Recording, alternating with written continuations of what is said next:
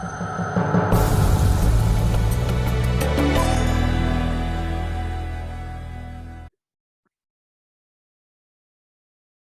everyone, today I'm going to be talking about crisis communication.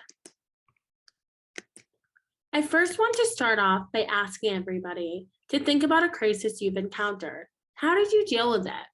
What decisions were going through your mind? Fear, nervousness? Okay, let's take a step back. I want you to now think about a time you've observed a crisis from the outside, such as an organizational failure. Maybe it's how you've looked at companies' responses to COVID-19. How did you feel about this? Were you judging the company's response? I'm sure you were. And this is why crisis communication and management is so critical in today's day and age. As consumers, we're constantly judging companies' responses to crises. So let's just first define crisis communication.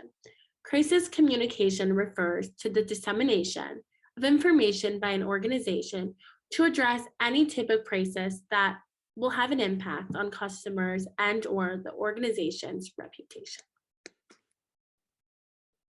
Within crisis communication, there's also the act of crisis management. This is the action of managing a crisis in crisis communication. Within crisis management, we can divide it into three key phases. Pre-crisis, which is preparation, which often entails where you create a crisis communications plan. This is critical. Crisis response, which is the actual work that's being done during the crisis, such as research and also deciding how to best distribute your key messages. And then post-crisis, which is evaluating how your crisis management went, as well as restoring and making any upgrades based to the organization or in relation to the crisis that are necessary. So now let's talk about the best practices in crisis communications. You must always be prepared. This will save time and allow you to respond to a crisis in a more timely manner. This includes having a crisis communication plan, which should also include a crisis communication team that is ready to deal with any type of crisis that is unexpected and at any given time. You must also be truthful to your brand and audience. A lot of the times, things when companies respond seem like form letters simply written by lawyers. You want to make sure that your voice is really heard in your messages. You want to respond to all media inquiries that are relevant and answer as many questions for the public as you can. Otherwise, it may seem suspicious. You want to act fast, but with care. You want to get information out in a timely manner, but it would be worse to release something that has false facts and any discrepancies, as that could actually worsen the crisis. You also want to apologize for any wrongdoings without over apologizing. And most importantly, you want to come up with solutions, anything in relation to the crisis that requires the solution, and communicate those solutions to the public so that the consumer can feel confident that the crisis would not occur again. And if it were to occur again, you have the tools in order to deal with that. Now let's talk about how these best practices can be seen in some recent case studies. So let's talk about KFC. In 2018, KFC ran out of chicken in their Ireland and UK stores. Now, KFC is a chicken store, so it's literally ironic that they ran out of chicken. They recognized it was somewhat humorous. There was an issue with their distributor, and it was a logistical nightmare.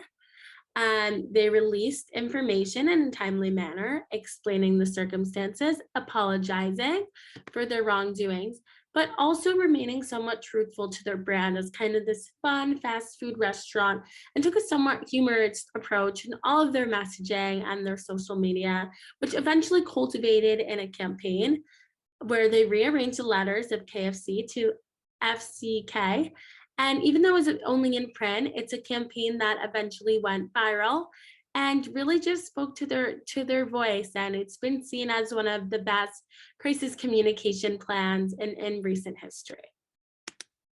Now let's talk about Peloton. So Peloton, this is very recent, faced a crisis when just like that had a famous actor, Chris Noth, die on a Peloton in the show.